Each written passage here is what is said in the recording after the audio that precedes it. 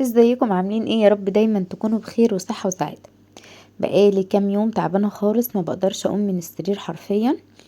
فالحمد لله رب العالمين، الحمد لله. اول ما بقيت كويسة قلت ايه، اقوم بقى اشوف البيت كده بقى واجيبه من فوق لتحت كنت متحمسة زيادة عن اللزوم، يعني الحماس كان واخدني قوي. وقلت بالمرة بقى اصور فيديو ايه فيه شوية افادة كده وشوية طاقة ايجابية.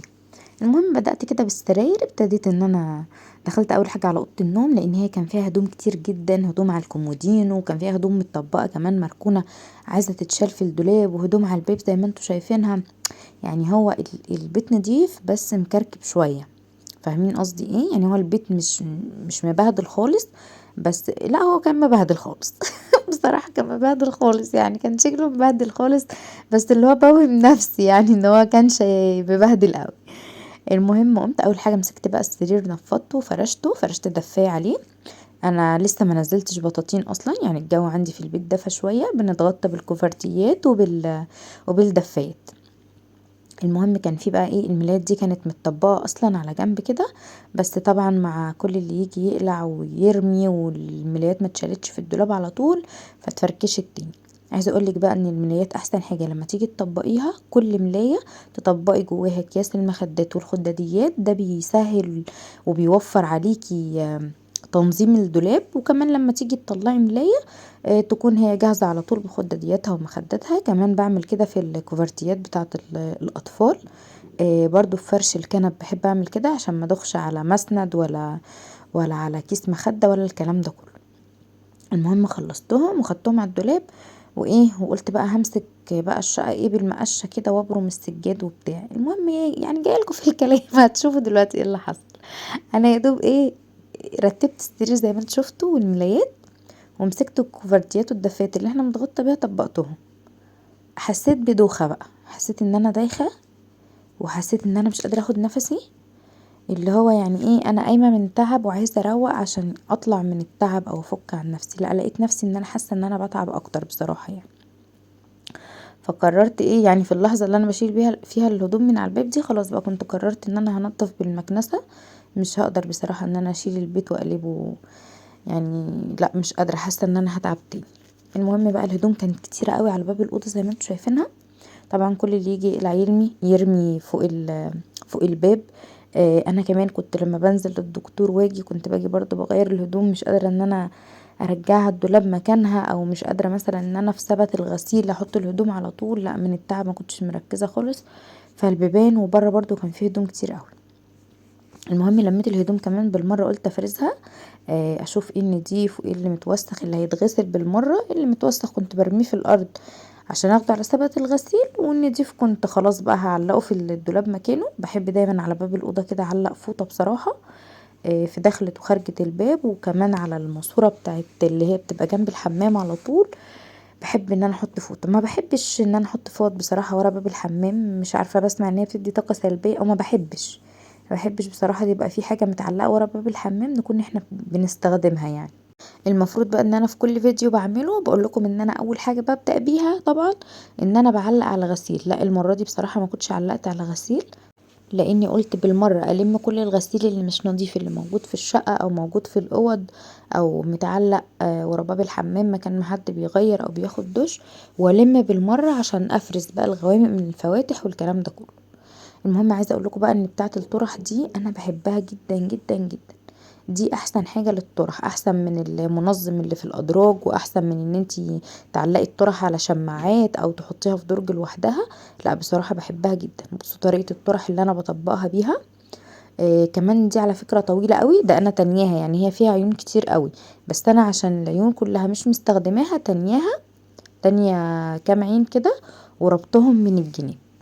تمام. عايزه اقول لك بقى الطرح بحب ارصها فيها كده، وكمان بعلق فيها الحزامات بتاعه الدريسات بتاعتي او بتاعه الشنط. يعني لو عندي مثلا شنطه في يوم عايزه انزل بيها من غير الحزام بتاعها، بحب اعلق الحزام في بتاعه الطرح دي عشان ما الفش عليه كتير. او الدريس مثلا بكون هغسله والحزام بتاعه غسلته او نضيف، او الدريس متعلق على الشماعه مثلا وانا ومعلقه معاه الحزام بيتزحلق ويقع، فلا بحب اعلق الحزام هنا. كمان الطرحة السكارف انا هي طبقتها، شفتوا انا طبقتها ازاي عشان تبقى مفرودة وما تكرمش معايا. بتاعه الطرح دي انا دايما بعلقها كده على المقبض بتاع الدولاب وبرص عليها، بس المره دي ايه خليتها قدام مني كده وانا بصورها لكم. تمام. الحزامات بتاعه الدريسات اهي كلها ورا، وببتدي ان انا بعلقها اصلا كلها كده جوه الدولاب. ممكن تعلقيها ورا باب الاوضه، بس ما بفضلش كده بصراحه، لاني بحس ان هي بتتطرب كده وبتتملي تراب. المهم بعد ما خلصت بقى الاوضه وفرشت السرير وتمام، عملتها بالمكنسه على السريع. يعني انا ما صورتش وانا بعمل المكنسه لاني ما خدتش حاجه معايا، على طول الشقه كلها عملتها بالمكنسه. خلاص خلصت الاوضه وتمام، طلعت بقى على الصاله. الصاله طبعا كان كله قاعد بيذاكر هنا على الطبليه. بعد كده قاموا راحوا دروس، باباهم ما كانش موجود، هو وتوته رجعوا يلاقوني بروق. هنا بقى ايه كانت هتقوم العركه. هنا كانت هتقوم العركه. يعني انا بضحك، انا مش عارفه ليه دايما في الخناقات كده بضحك، معرفش ده تخلف ولا ايه، ما بعرفش اكمل خناقه على اخرها. وتوتا التليفون كان بيرن، فقامت ايه قالت الفقره بتاعتها جت بتاعه الرقص، قالت تفك شويه. ايه يا توتا اللي بتعمليه ده، محدش ليه دعوه بيها. المهم دخلت على الكنب بقى، المفروض ان انا هشيل فرش الكنب ده، فقلت احسن ان انا معلقتش على الغسيل اصلا من الاول، عشان انا ما بحبش ولا فرش الكنب ولا الملايات ان انا اسيبهم لفتره في الغسيل. بصوا ده ريموت التلفزيون بقول لكم بندوخ عليه بالساعات يعني. توته مهيبره توته. المهم جيت لي فرش الكنب. المهم فرش الكنب ده انا كنت دلوقتي بقترح على بابا العيال ان انا عاوزه الكنب اظبطه، لاني حاسه في مكان عالي ومكان واطي مش مظبوط. فقال لي ايه ده، انتي قمتي لي بقى فوقتي عليا ولا ايه، رجعت اميره لعادتها القديمه. فانا بقول له لا، هي اسمها رجعت ريما لعادتها القديمه مش اميره لعادتها القديمه. قال لي لا، رجعت اميره لعادتها القديمه. انتي اول ما بتفوقي من العيا بتفوقي عليا انا، تعالى اعمل لي، تعالي سوي لي. المهم العركه قامت على كده بقى. ابتدينا نتخانق شويه ونهزر شويه. جايب عصايه المقشه. مش عارفه جايب عصايه المقشه وجاي لي ليه، ما تسيبنا روق، انت عايز مني ايه؟ المهم العركه قامت على كده. اغلب خناقاتي كده تافهه كده واضحك كده معرفش اكمل خناقه جد للاخر. المهم توته طبعا كانت متحيزه لباباها وعماله تناكف فيا وتناغش فيا، كنت هضربها. والمهم الترويقه اللي انا كنت ناويه اعملها ايه بضمير، طلعت ترويقه كده في السريع. ما علينا يعني، بس هقول لكم برضو شويه حاجات مفيده في الفيديو، لسه لغايه دلوقتي ما وصلتش للمفيد. المهم جيت بقى للترابيزه كده، ابتديت اديها مسحه كده حتى بقماشه الكنبه اللي معايا. ما كنتش قادره بصراحه ان اشوف جوانت التنظيف فين، ولا البنات كانوا موجودين لان هم ساعات بيشيلوهولي.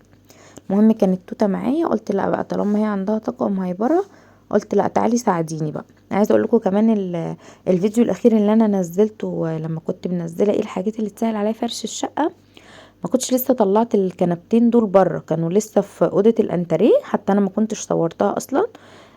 خلاص بقى طلعتهم بره، اوضه الانتريه اتفرشت، وكمان البرقع اللي كان فاضل في اوضه الاطفال رجعته كمان مكانه، خلاص علقته وفرشتها الاوضه وتمام.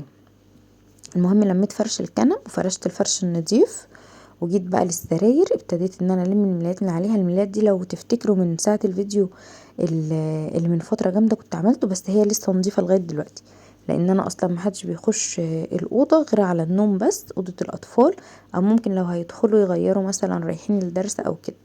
وعامة اي طفل بيجي من بره العادي ان احنا نخليه اول ما يجي من بره، سواء من المدرسة من درس كان بيجيب طلبات، ان هو يغسل رجليه كويس جدا اول ما يجي، يعني اول ما بنيجي من بره على الحمام على طول.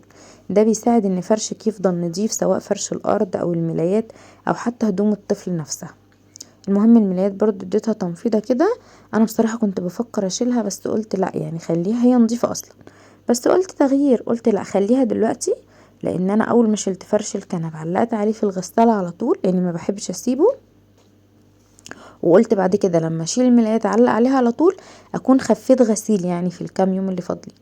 المهم عايزه اقول لكم انا بعمل في الاوضه برضو ابو العيال جاي ينكش على مشاكل برضو، بس مش هنقولها له يعني، ولا هتشاكل برضو.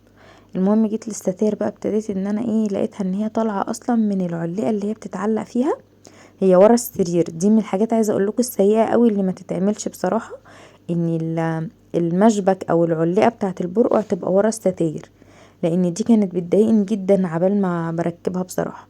المهم هي غلبتني المره دي ما عملتهاش. والستاره برضو هرجع دلوقتي هربطها دلوقتي لاني هكنس طبعا الاوضه.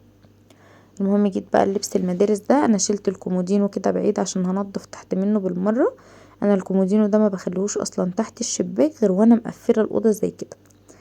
يعني لما بفتح الشباك ان انا هوي الاوضه، يا اما بنقله الناحيه التانية، يا اما بكون مشنكله الشباك، او بخلي عيني على توته بالذات ان هي ما تدخلش الاوضه، او انا لو مش مركزه معاها بروح مريحه دماغي بصراحه، بفتح الشباك شويه صغيرين واروح قافلاها على طول، لاني بخاف توته تطلع عليه. المهم خلصت هدوم المدارس. انا ليه بحطها لهم على الكومودين ومش بحطها جوه الدولاب؟ لان اللي يطلعوه يلبسوه لما بيجوا يغيروا بيحطوه مفروض فوق الكومودين، اما بقية الهدوم بتبقى متطبقة زي كده. الغيار اللي بيتوسخ مثلا بعد يومين في الاسبوع خلاص بيحطوه في سبت الغسيل وبيبتدوا يلبسوا غيار غيره. تمام. بصوا بقى لو بصيتوا كده هتلاقوا ان انا لميت كده من كل الشقة كل الغسيل اللي عايز يتغسل معايا عشان ابتدي افرزه. جينا بقى للمطبخ وما ادراك ما المطبخ. يعني المطبخ بصراحة كان حاجة تخض.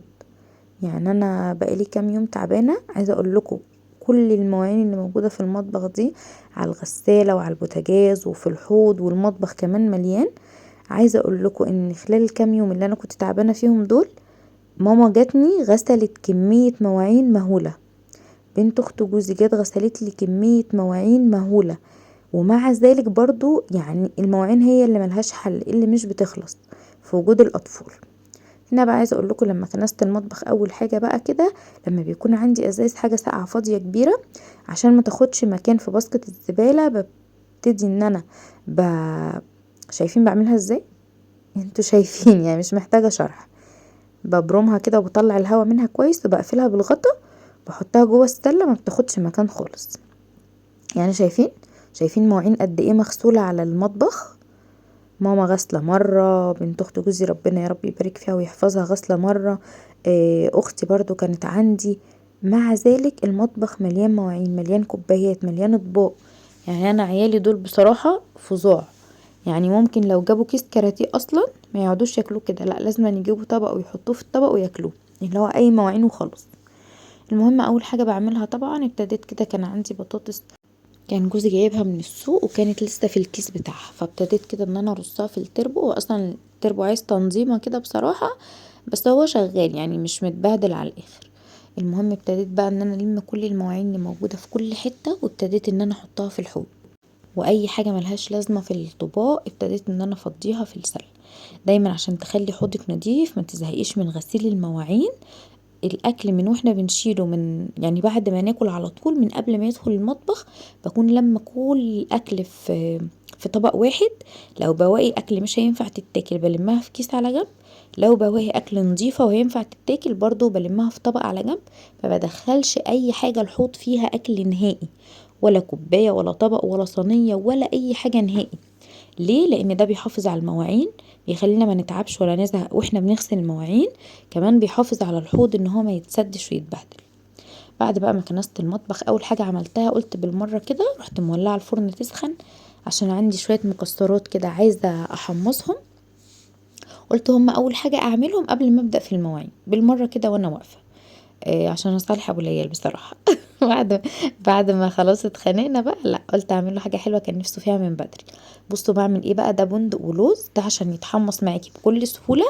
بعفره بنشا، بحطه في طبق وبغلفه بالنشا كويس، بقلبه بالنشا، وببتدي ان انا بمصفى او بمنخل بنزل كل النشا وبدخله على فرن سخن. هنا كنت بقول لكم هروح اكل، ندهوا عليا عشان اكل. اليوم ده بصراحه ما عملتش اكل عشان قلت لا بقى هعمل البيت وناكل نقضيها اي حاجه يعني. بعد بقى ما المكسرات عبال ما اكلت وجيت كانت المكسرات اتحمصت. دي احسن طريقه ان انتوا تحمصوا بيها المكسرات، صدقوني يعني جربوها وهتدعولي.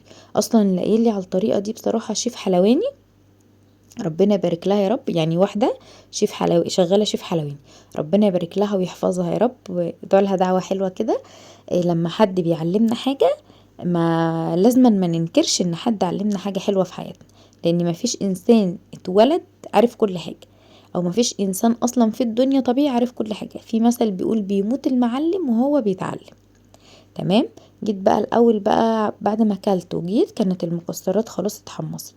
قلت قبل ما ابدا في غسيل المواعين ابتدي الم كل الحاجات النظيفه اللي موجوده على الرخامه دي، وابتدي انضف الرخامه قبل ما ابدا في غسيل المواعين. شايفين كميه معالق قد ايه كانوا غاسلينها لي اللي بيجوا لي وانا تعبانه؟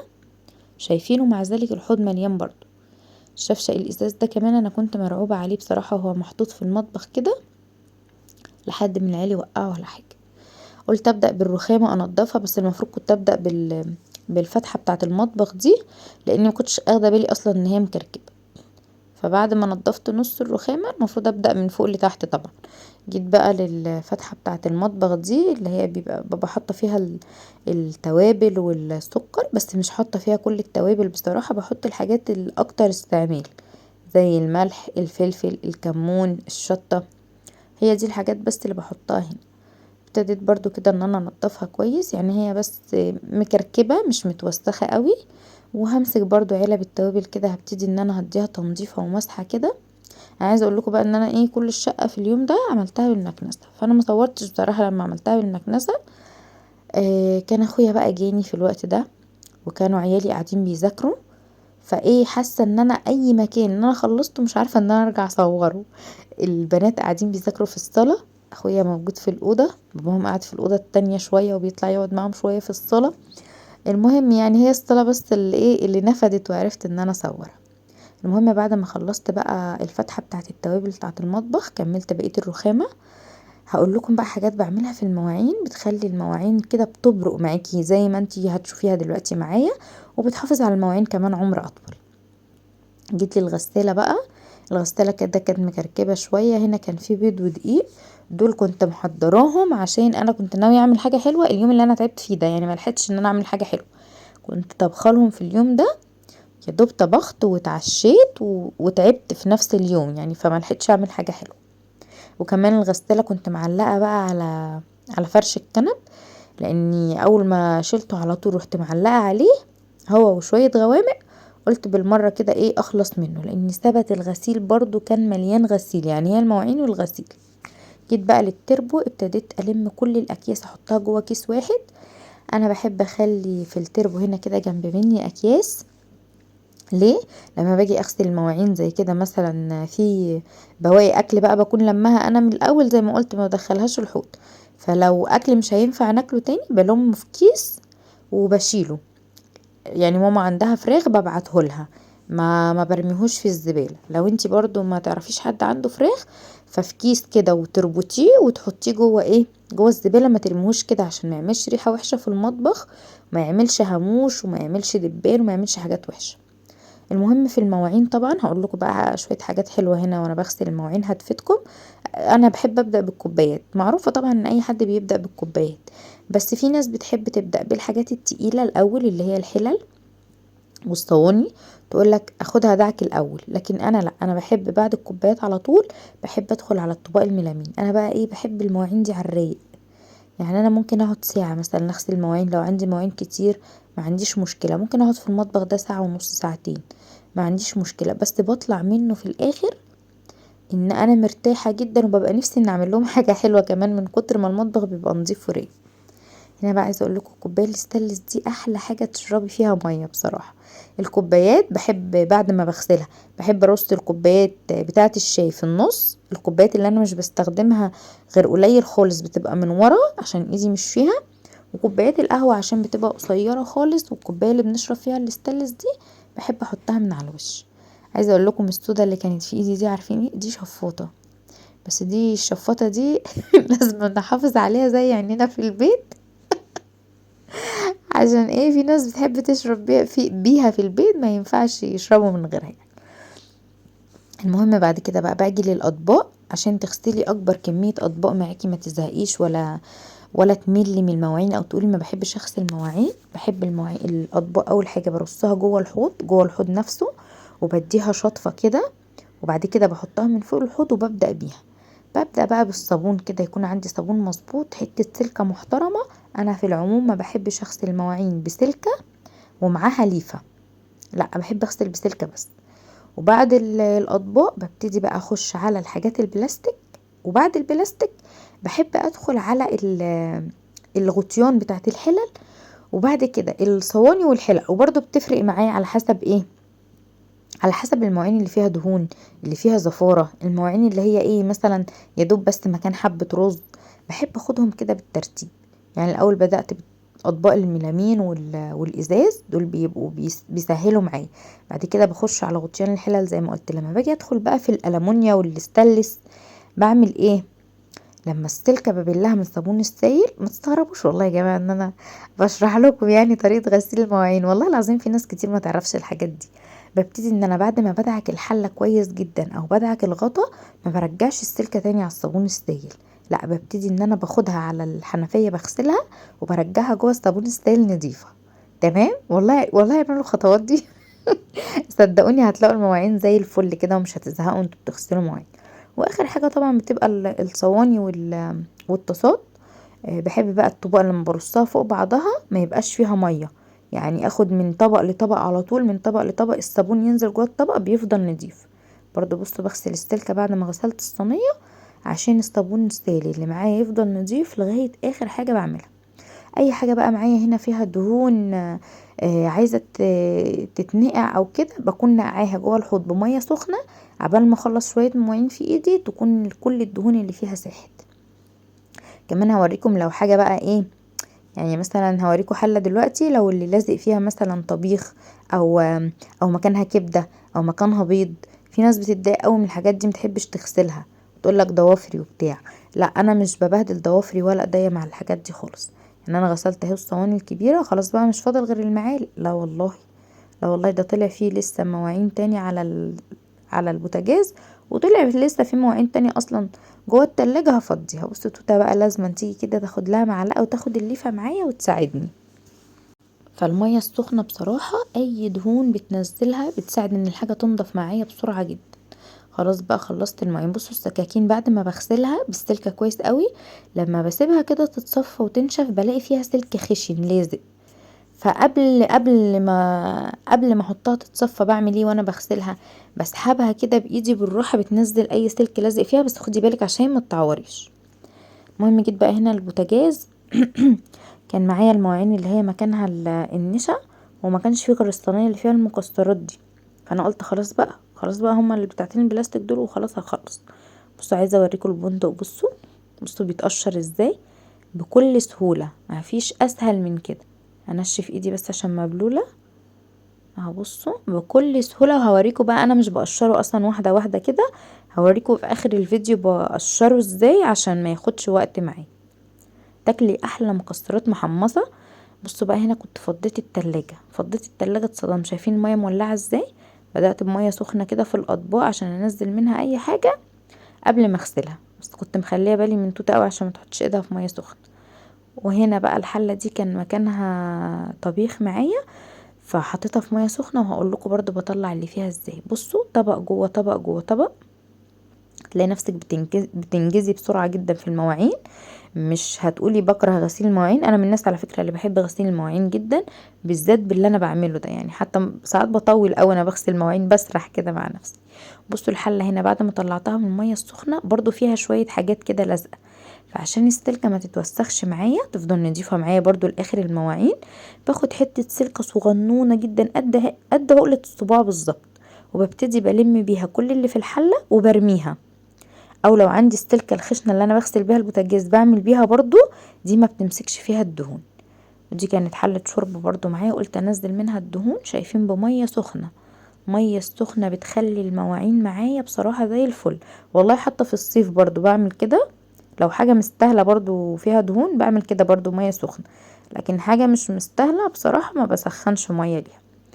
بس بعد كده الحله بقى غسلتها تمام بقى، هي مفيهاش اي حاجه زي الفل، والغطيان دخلت عليها كده. كانت مواعين التلاجة خلاص، مفيش اي مواعين في التلاجة، مفيش اي مواعين ورا مني تاني. البوتاجاز بصراحة كان نظيف، كانت ماما ربنا يديها الصحة والعافية يا رب ويبارك في عمرها كانت غسلاه، فاللي هو يا دوب هيتمسح. عايزة اقول لكم بقى الصواني الستانلس اللي على البوتاجاز دي انا لما بغسلها ما بحبش احطها في مكانها على طول كده، عشان عندي مكانها يعني مفهوش، يعني لو حطيتها على الرخامة على طول بحس بتعمل صدى، فبحب ان انا اسندها على البوتاجاز كده تصفي. بما ان البوتاجاز اصلا فيه فتحات من ورا كبيرة، فالمية اصلا ما بتنزلش على البوتاجاز، لا ده المية اللي بتتصفى بتنزل على الارض. هنا كنت قلت خلاص بقى الحمد لله خلصت بقى ايه، يعني احلى النهايات بقى ان انت كده تدعكي الحوض وتدعكي الحنفية والسيراميك اللي ورا الحوض وكله. ده مهم جدا، يعني في ناس بتنساه. لو احنا نسينا الحوض اصلا مش هنحس ان احنا غسلنا مواعين ولا الدنيا نطفت ولا ايه ولا رقت. المهم مسكته كده دعكته دعكه حلوه برضو ممكن لو انا بقى حاسه ان هيبقى فيه مواعين تاني، يعني انا لسه هعمل حاجه حلوه طبعا بعد ما اخلص كل ده، فبحافظ على السلكه واسيبها نظيفه، وبغسل بالسلكه الخشنه اللي انا بستخدمها في البوتاجاز اللي انتوا عارفينها، او باخد حته سلكه صغيره خالص من السلكه اللي معايا وادعك بيها برضو الحوض عشان ارميها. لو انا خلاص اصلا خلصت كل المواعين وعارفه ان انا مش هوسخ مواعين تاني، مع ان ده صعب جدا يعني العيال بيفضلوا يسحبوا برضو، فبعمل ايه؟ باخد السلكه بغسل بيها الحوض وبغسل بيها عيون البوتاجاز، وبعد كده خلاص بقى برميها لان بتبقى خلاص جابت اخرها. هنا بقى قلت الحمد لله خلصت، باخد نفسي ببص في الارض كده اتخضيت، لقيت لسه في صاجين دول كنت عامله لهم فيهم قرص قبل ما اتعب بيوم، وكنت راكناهم جنب البوتاجاز بصراحه فنسيتهم.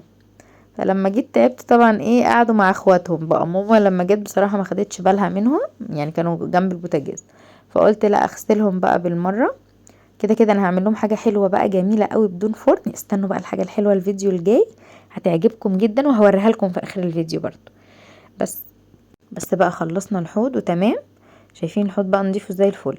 مسكت البوتاجاز كده ايه اديته مسحه كده من فوق لفوق اصلا لان هو نضيف بصراحه ماما عاملهولي، وابتديت بقى امسح المطبخ. لازما عشان تحسي ان انت طبعا خلصتي مطبخك وفل شمعة منورة يكون نخش على السيراميك كده نديله مسحه. انا عايزه اقولك ان من اسباب الناموش اللي بتبقى موجوده في المطبخ، في واحده كانت تقولي مطبخي نضيف غسله المواعين، ما عنديش حاجه في باسكت الزباله، ما عنديش قشر موز ولا قشر استفندي ومع ذلك عندي ناموش، يبقى لازم تمسحي الارض. هنا بقى بعد ما بخلص على طول بجري على فيشة الموتور بشيلها، وبجري على محبس الغاز ببتدي ان انا بقفله. وبصوا بقى دي بواقي الاكل اللي دايما بخلي كيس جنبي كده زي ما بقول لكم اول ما ببدا مواعين برمي فيه كل بواقي الاكل. ابتديت كده ان انا احطه جوه كيس تاني واحطه في التلاجة او في الفريزر لغايه لما ابعته لماما للفراخ. هنا بقى هنيجي للبندق، بصوا شايفين البندق واللوز ببتدي ان انا بفرد فوطه او اي حته قماش عندك كبيره، اهم حاجه تكون نظيفه طبعا عشان البندق والمكسرات ده اكل، وببتدي ان انا بفركهم. شايفين اوريكم كده واحده اهو بيتفرك بكل سهوله اهو شايفين.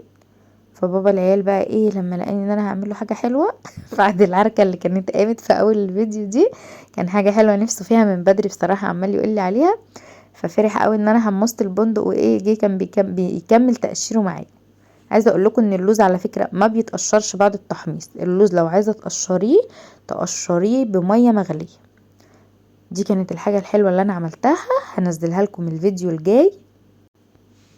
ودي كانت الصالة بعد ما خلصتها وفرشت الفرش النظيف، وهي الوحيدة بصراحة اللي يعني لحقت ان انا اصورها.